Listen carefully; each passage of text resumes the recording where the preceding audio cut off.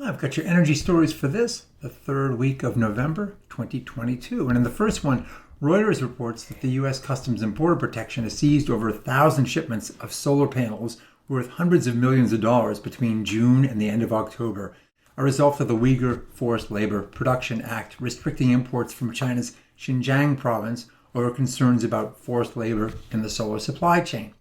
Industry sources told Reuters that detained goods include panels and polysilicon cells, likely totaling 1,000 megawatts of capacity, and largely made by LONGi, Trina Solar, and Jinko Solar. Imports from those three companies generally make up about a third of U.S. panel supplies, and the companies have currently stopped shipping to the U.S. Well, the French Senate has passed a bill requiring all parking lots in France that have more than 80 spaces to be covered at least 50% with solar canopies in the next 6 years, which may generate up to 11,000 megawatts of solar capacity.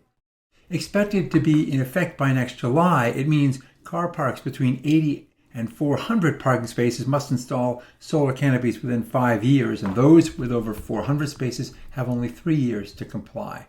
San Diego Gas and Electric and GM announced joint plans to investigate the feasibility of integrating bi-directional electric vehicles into the grid as local energy resources. The two parties will evaluate the hardware, software, processes, and construction considerations needed to promote further vehicle-to-grid integration capabilities such as vehicle-to-home or vehicle-to-building projects, as well as creation of aggregated virtual power plants. Well, Sweden's new government has eliminated the climate bonus subsidy for electric cars and plug-in hybrids, stating that since total cost of ownership is now similar to that for internal combustion vehicles, quote, state subsidy for market introduction is therefore no longer justified. At the same time, though, the penalty tax on gas and diesel cars remains in order to continue the push towards electrics. Hawaii's Public Utility Commission just mandated a new tariff with a time-of-use rate structure. There is a fixed utility charge for billing and collections paid by every ratepayer, a grid access charge based on each customer's maximum monthly demand, and, the largest part of the bill, an energy charge based on the 3 parts of the day. Evening is the most costly at over 3 times the middle of the day when solar arrays are cranking, and there's also a middle of the night charge that's much less than the evening peak, but higher than the midday rate. This rate essentially addresses the solar duck curve and reflects the cost of serving each customer in the state. Watch for something like this to emerge in other states.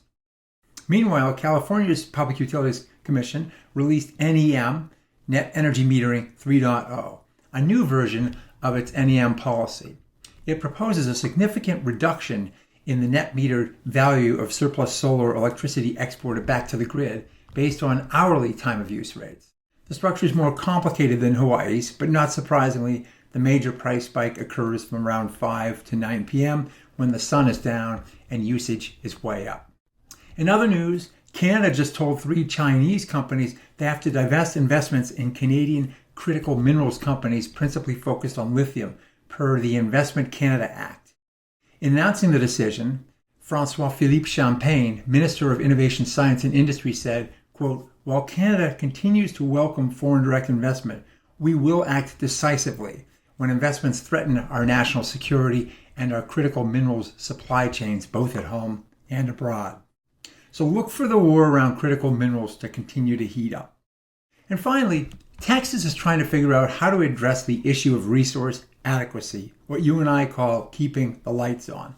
For years, regulators and grid operators have resisted the approach of paying separately for capacity, that steel in the ground or demand response, to meet peak demand, preferring instead to let hourly prices soar to as high as $9,000 to attract generation and demand response investment. That obviously hasn't worked so well, so now they're debating about how to incentivize the resources they need to meet growth and maintain grid reliability. The state is looking at various options at present, but decision makers pretty much all reluctantly recognize that the anticipation of infrequent and highly variable energy windfall prices does not create an attractive target for investors. So whatever they call it, Texans are probably going to have to pay for capacity, as is the case in many other competitive markets. Well, thanks for watching. We'll see you again next week.